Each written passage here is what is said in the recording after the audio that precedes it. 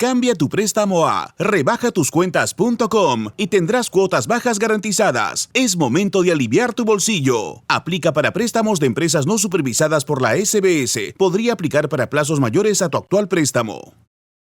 Que tienen, pero vamos a hablarlo con alguien que nos ayude a entender cuáles son las figuras penales en las que habrían incurrido nuestros políticos, Rogelio Amorús, el premier, Alberto Tarola. Entonces tenemos a un abogado penalista que nos va a ayudar con mucha claridad a entender esas figuras. Gracias por acompañarnos, doctor Jefferson Moreno. Muy buenas noches, gracias por la invitación. Hablemos primero del caso vayamos de arriba abajo. El primer ministro Alberto Tarola, que habría ayudado a conseguirle trabajo a dos amigas, ¿no? Y cada vez aparecen más evidencias o indicios. Primero fue la señora Rosa Rivera y ahora Yaciré Pinedo, que incluso hasta ha aparecido un correo que un subalterno de PCM le manda a esta señora pidiéndole sus datos, su currículum vitae. ¿En qué figuras penales podría incurrir el primer ministro? A ver, hay que poner el contexto de las opciones primero. Una primera opción es que un funcionario público, por alguna extraña razón que se desconozca, que ni siquiera es interesante probar, diga: estoy interesado en esta contratación, estoy interesado en este proceso específico. Hace una llamada, dice: por favor préstenle atención a esta contratación, va a llegar alguien. Cuando un funcionario público se interesa en una contratación, en un proceso de contratación pública, eso es un delito de negociación incompatible. Esa es una primera opción, dependiendo si se logra probar que se interesó. La segunda opción es que un funcionario público estreche la mano de un particular en un proceso de contratación y así logren defraudar al Estado. Cuando un funcionario público se pone de acuerdo con el particular y traiciona sus intereses de proteger, velar por el bien público y vela por el interés de ese particular, pero estando de acuerdo, ese sería delito de colusión. Y la tercera opción, que creo que puede ser aplicable a ambos casos, es que se pueda cometer delito de tráfico de influencias. Es decir, no te preocupes, hay una contratación, yo voy a hablar por ti con quien decide la contratación para que tú puedas ganarla. Ese es mi ofrecimiento. Entonces yo soy el que vende influencias. Conmigo tienes influencias en quien decide tu contratación. En esas opciones creo que pueden oscilar el caso tanto del premier como de la congresista, ¿no? Y claro, siendo alguien de tan alto nivel, teniendo pues poder para llamar a cualquier subalterno y decirle en varias dependencias del Estado, consíguele por lo menos una orden de servicio a esta persona que no tiene mayor currículum y no se está hablando de puestos importantes, ¿no? Ese es un buen tema porque en el Perú la gran mayoría de delitos contra la administración pública, los que acabo de mencionar, negociación incompatible, colusión, tráfico de influencia, los cohechos, que son entregas de dinero, normalmente no se prueban de manera directa. Es decir, no hay un video que haya registrado el pacto, no hay una llamada con audio grabado que nos pruebe que específicamente le pidió la contratación. Normalmente no hay prueba directa. Entonces, la Fiscalía lo que hace es recurrir a los indicios. Está permitido en el Código Procesal Penal. La prueba indiciaria. Como el correo Por ejemplo, tienes un correo de invitación directa. 1, primer indicio. 2, a quien has contratado es una persona sin experiencia. 3, no tiene las capacidades para el cargo. 4, incluso después de la contratación la han visitado funcionarios públicos. Entonces, esa suma de indicios te lleva a la conclusión de que puede haber existido un pacto. O que, por ejemplo, registro de ingresos. Registro de ingreso el día 13 a PCM, registro de ingreso el día 14 a otro ministerio y el día 15 contratación. En el caso de Yaciré Pinedo no estaba registrada, pero ella ha aceptado en la el visita. Reportaje de Panorama dice que sí. Entonces, ese cúmulo de indicios puede llevar a la Fiscalía a la conclusión razonable y construida de que efectivamente o ha existido un pacto o el funcionario se ha interesado en eso. Y de probarse cuántos años de pena habría, digamos, que se trate de tráfico de influencias? Los tipos penales trabajan con márgenes. El Código Penal te da un margen y en el caso concreto Mínimo tú máximo. aplicas. Si fuera negociación incompatible, el delito es de 4 a 6 años. Si fuera tráfico de influencias, también de 4 a 6 años, agravado por ser un funcionario público de 6 a 8 años, y si fuera colusión es de 3 a 6 años. Y ya en ese margen, la Fiscalía especifica una pena en concreta, con un detalle. Nuestro Código Penal, constantemente modificado, lo que ha hecho es prohibir, en el caso de los funcionarios públicos, la pena suspendida. Es decir, al funcionario público que se le halle responsable penal de delito de colusión, negociación incompatible, la pena obligatoriamente es efectiva de cárcel. Y lo que me sorprende en este caso es porque acá tuvimos al primer ministro y cuando le pregunté por el tema, porque ya había aparecido el reportaje de Panorama, su respuesta fue como, ¿qué tiene de malo que un funcionario se reúna con alguien para ver su currículum? O sea, como que estaba normalizando la posibilidad de que un funcionario se reúna con quien puede ser contratado. Es que eso tiene mucho que ver, además, con lo que busca sancionar los delitos contra la administración pública. Uno, la transparencia de las contrataciones, porque hay un primer problema en un ingreso no registrado. Dos, en que a la función pública deberían acceder los mejores profesionales. Y tres, que para el acceso de los mejores profesionales, la gama de opciones tiene que ser la mayor posible. Entonces, no es lógico en esa línea que yo le envíe una invitación de manera directa a alguien que conozco de cerca, evitándole al Estado tener una gama de opciones probablemente de profesionales mejor capacitados. Por eso es que una situación así no se puede normalizar. Y es lo que el derecho penal busca sancionar. Y menos puede normalizarla una figura emblemática como el primer ministro, ¿no? Pasemos al caso de Roselia Amorós. También es similar porque a ella se le imputa haber influido para contratar por lo menos a 6 personas ligadas a Paul García Oviedo, que es su pareja sentimental. Todavía ella no dice que es su pareja, pero ya hay muchas evidencias o indicios o como se le llamen. Lo que pasa es que es lo que te comentaba ahora de que no tienes la prueba directa de la contratación favorecida, pero tienes un cúmulo de indicios que te pueden llevar a esa conclusión. En ese caso, uno de los indicios es la relación sentimental que tendrían la congresista con el ex congresista. Entonces, negar la relación lo que hace es quitarle un indicio, pero la relación existe, independientemente de si es sentimental o no. Entonces, si la vinculación existe, ese es un indicio. Segundo indicio es que las personas que han trabajado con el ex congresista ahora trabajan con la congresista. Claro, que es el caso de un señor Zenit Málaga, que ahora es asesor de ella y fue asesor de él, pero además hay una hermana de él que también... Segundo indicio. El tercer indicio, la vinculación directa familiar de la hermana. Un cuarto indicio puede ser también el perfil profesional de quien se contrata.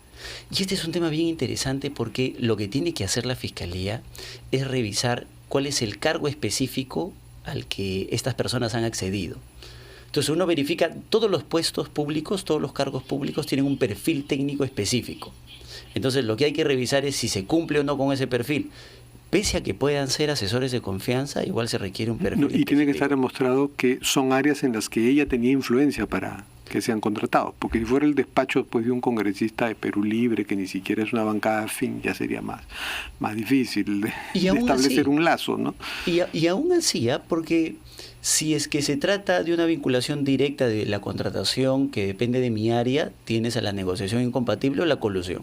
Si se tratase de otra área, tienes el tráfico de influencias, porque tú podrías levantar el teléfono y decirte, no te preocupes, tú vas a ganar ese procedimiento de selección, ese procedimiento de contratación. Porque yo decido eso. Y porque yo hago la llamada. Entonces, la gama de opciones de delitos están. Lo que depende es lo que se va a acreditar ahora a través de las investigaciones. Como ha sido específicamente el tema, ¿no?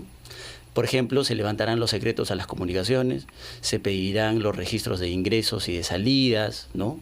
Y a través de esa Y por supuesto, para la gravedad del caso, es fundamental saber si es su pareja sentimental o no. Por eso, tanto ella como él estaban tan evasivos cuando se les preguntaba. Es un indicio sólido. Porque claro, fuera mi pareja, entonces tenemos una vinculación muy directa para la contratación del personal. Es una persona que conozco de vez en cuando, alguna vez le he visto en una fiesta en San Miguel, alguna otra que me invitó a esta, después no hemos tenido mayor vinculación, entonces rompes el lazo de vinculación y por lo tanto tienes un indicio menos.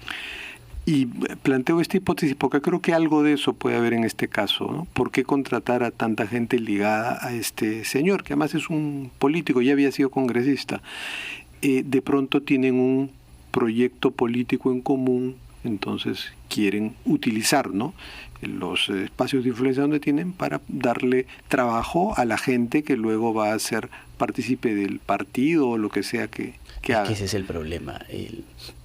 La administración pública, el Congreso en específico, los despachos, sea de vicepresidencia, congresales en específico, no pueden convertirse en una especie de ruleteo, de una agencia de empleo, que es lo que el derecho penal intenta sancionar. Nosotros intentamos que el acceso a la función pública se realice a través de los mejores profesionales y no necesariamente eso se hace con el mismo funcionario en todos los periodos, claro, ¿no? Si estamos hablando de un partido que tiene derecho pues a entraron varios congresistas fruto de la campaña política donde trabajaron los militantes, entraron al Congreso y ese partido tiene cuadros que cumplen con los perfiles, no habría problema. Eso es lo que hay que revisar. El cumplimiento del perfil, la no influencia, la no presión en quien toma la decisión de la contratación específica. Si eso es así, no hay problema.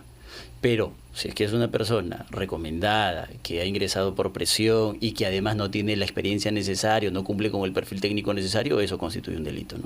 Y si no hay ese partido, porque esa hipótesis podría ser favorable a ellos, no decir, no, son gente de una organización, pero si no pueden demostrar que hay un proyecto político detrás, no tendrían esa posible coartada o ese posible atenuante. Claro, puede ser razonable que no hay un proyecto en general en el que tienen los cuadros, que trabajan para el partido en específico. Puede ser un indicio, así como hay indicios de cargo que hemos enlistado, hay indicios de descargo también, ¿no? Que uno dice, bueno, son los profesionales técnicos más aptos para el cargo, siempre han trabajado en el equipo y por lo tanto son los que tienen la experiencia. En algún momento escuché, decía la congresista, que no habían profesionales, no encontraban profesionales de experiencia en la labor parlamentaria y por lo tanto eran ellos las únicas personas que podían contratar, lo que obviamente es una posición de defensa válida en la Fiscalía, ¿no? Hablemos de otro caso. Alejandro Sánchez, amigo del expresidente Castillo, que se dio a la fuga. Interpol no quiso buscarlo porque dijeron, no, este es un caso político, pero el hombre cae porque los coyotes que lo estaban pasando por frontera norteamericana no hicieron un buen trabajo y lo detienen ahí y ahora Estados Unidos le niega el asilo. Es interesante lo que pasa con él porque él en el Perú enfrenta una audiencia de prisión preventiva. Es decir, en el Perú la Fiscalía, el equipo especial, sostenía que no solamente él estaba vinculado a los hechos de corrupción del gobierno de Castillo, sino que además existía un grave peligro procesal, de fuga y de obstaculización. Y la defensa sostenía que no puede existir un peligro de fuga porque él finalmente había demostrado su colaboración, había declarado, inclusive no se había negado a la entrega de la casa. Esa era la posición de la defensa en la audiencia. Cuando tú capturas a alguien cruzando una frontera de manera ilegal, lo que haces es demostrarnos a todos, para las clases de derecho procesal penal que existen, cómo se puede demostrar el peligro procesal de fuga con gran objetividad. Entonces, lo que va a pasar ahora es que a su regreso a Perú se confirma la resolución que acreditó su peligro procesal. Probablemente él quiera discutir un habeas corpus, alguna medida para buscar su libertad, pero el solo hecho de haber intentado cruzar la frontera ha demostrado su peligro procesal clarísimo y objetivo. Va a ser muy difícil. Si le niegan el asilo, eso implica que Estados Unidos se encargará de deportarlo. Efectivamente. Ya se lo han negado, me parece haber escuchado a Sí, la canciller lo ha anunciado. Sí. La canciller lo ha anunciado. Sí, lo que tiene que hacer ahora es cumplir el trámite, además con las comunicaciones oficiales, con las traducciones de los documentos que corresponden, porque hay que hacerlo a través de cooperación internacional, Cancillería también participa en el proceso, ¿no? Eso probablemente tome su tiempo. Pero mientras está detenido. Allí, sí, claro. Detenido sí. hasta que se ordene su deportación y lo pongan me imagino que en el aeropuerto de Houston, Ahora, él hacia puede, Lima. recordarán, el público que nos ve recordará el trámite que también realizó Toledo en una situación similar, ¿no? Él solicita por su condición de salud, por su condición personal, además estábamos en época de COVID, que él iba a esperar su proceso de extradición, pero que lo iba a hacer en detención domiciliaria.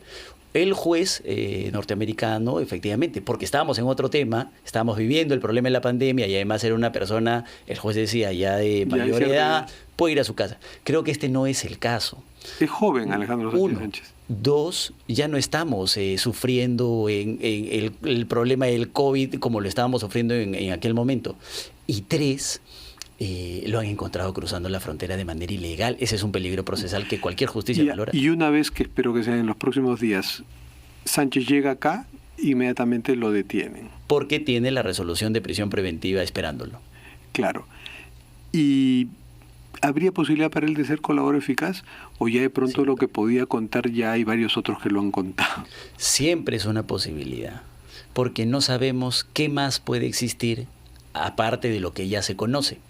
E inclusive pueden haber todavía vacíos en algunas declaraciones, en algunos hechos, que quizá él con información nueva que pueda aportar a la investigación podría entregar y el equipo especial podría aceptar su colaboración. Todo depende del nivel de información que él tenga. Claro, pero hasta donde sabemos, pues ya hay varios de su peso que han caído y habrán contado lo que este señor podría contar. Entonces esto es como, lo de la colaboración eficaz es como un juego de sillas, ¿no? Pura negociación. Pura negociación. Es lo que busca en realidad el Código Procesal Penal, que el fiscal negocie con el investigado la entrega de información. En reciprocidad se le entregan determinados beneficios, reducción de pena, exención. Siempre puede haber algo por aportar a la fiscalía, siempre es una opción. Otro detalle que tiene que ver con políticos. Martín Vizcarra se habría acogido a los beneficios de esta ley que acorta, mal llamada ley Soto, porque en realidad no fue su inventor, pero es el más notable de los primeros que se beneficiaron con esa ley, que acorta los plazos para la prescripción, ¿no? Sí. Los penalistas hemos discutido durante mucho tiempo ese plazo de suspensión de la prescripción. Lo cuento así en sencillo. Todos los delitos prescriben al máximo de su pena. Hablábamos ahora de la colusión y te decía que la pena es de 4 a 6 años, o de 3 a 6 años. Entonces, ese delito prescribe a los 6 años. Si han pasado 6 años y el Estado no hizo nada, es una sanción al Estado, el caso ha prescrito. Pero si el Estado ha formalizado una investigación, entonces el plazo de suspensión se tiene que suspender. Dejamos de contar. De los 6 años van 3. Y he formalizado la investigación, entonces paramos un ratito, dejamos de contar. Lo que fue objeto de discusión de parte de los penalistas siempre fue ¿por cuánto tiempo se suspende? Y ensayamos varias respuestas. Se suspende hasta que termine la investigación, se suspende por la pena máxima más la mitad, y en esas discusiones estábamos hasta que llegó esta ley de prescripción, que lo que dijo es, se va a suspender por 1 año. No importa el delito, no importa el caso, se va a suspender por 1 año. Entonces, lo que hacemos ahora es bien simple. Sumamos los 6 años, si la Fiscalía formalizó la investigación, le sumamos 1 año más, y como el Estado ejerció acción de cierta forma en investigar el caso, le sumamos la mitad de la pena, o sea, le sumamos 3 años más. Es el máximo, más la mitad, más 1 año. 6, 7, 8, 9, en 10 años prescribe un caso de colusión. Eso de cierta forma ha beneficiado a diferentes funcionarios públicos, sí. De todas maneras. Ahora, porque también beneficia al Poder Judicial, que tiene menos carga procesal con casos que nunca prescribían. Es una sanción al Estado sin duda. Por ejemplo, lo que antes estaba suspendido 9 años, porque la pena máxima era 6 más la mitad, lo suspendías por ese tiempo, ahora se suspende en 1, o sea, se han reducido 8 años, estamos hablando de una pena de 6. Imagínense una pena de 15. ¿Eso es bueno o malo para el proceso penal? En realidad era una solución que esperábamos. La razonabilidad del tiempo, en todo caso, es lo que está en discusión, ¿no? Si y cuando el caso es emblemático, duele a quienes les molesta que esos personajes conocidos se queden impunes. En el caso del presidente Vizcarra hay un detalle importante. Recordarán que a él se le investiga, pero no se le logra formalizar la investigación porque en aquel momento la Fiscalía de la Nación era de la idea de que no se le podía formular denuncia. Siendo presidente. Por eso es que si condenan a otro funcionario que iba investigado con él, no recuerdo el nombre ahora, y a él le suspenden la investigación, eso hace que termine su periodo presidencial, recién continúe la investigación, y cuando han querido continuar ya se encontraron con la modificación de un año. Es una noticia en desarrollo que hay que revisarla bien. Muchas gracias.